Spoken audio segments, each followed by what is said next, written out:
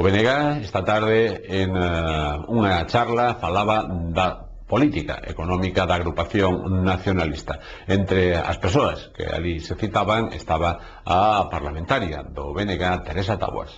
Hoxe, a partir das 8:30 da tarde, na sala de exposicións de Caixa Nova tivo lugar un acto público para dar conta das medidas do BNG contra a crise económica, que contou coa intervención de Antón Álvarez Merallo, o responsable de Unión Local da CIGA, e Teresa Taboas, a deputada do BNG no Parlamento galego.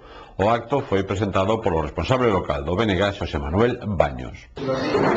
Está arrasando países enteiros, poniéndoos deseo e obrigándoos a meter reformas que non só acabarán a crise económica, sino que se quedarán especialmente na clase traballadora.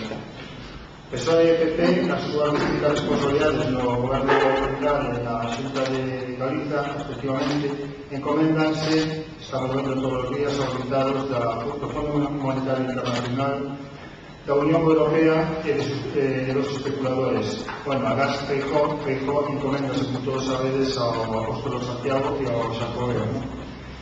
Dinos que xa florecen brotes verdes, que xa se ve a luz ao final do túnel, pero esa luz que se ve non é esa luz que se ve non é do túnel da crise, senón que o tren dos mercados financeiros que está arrasando con millóns de persoas en todo o mundo.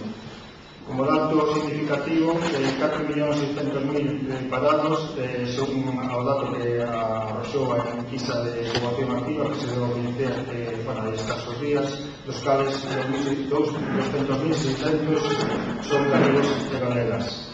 Como anécdota, quero comentar que hai un ano o ministro Corbacho dixo, bueno, en Xaneiro dixo que baixo ningún concepto o número de parados no Estado español chegaría a 4 millóns. Bueno, pois xa sobrepasa con creces esa cifra.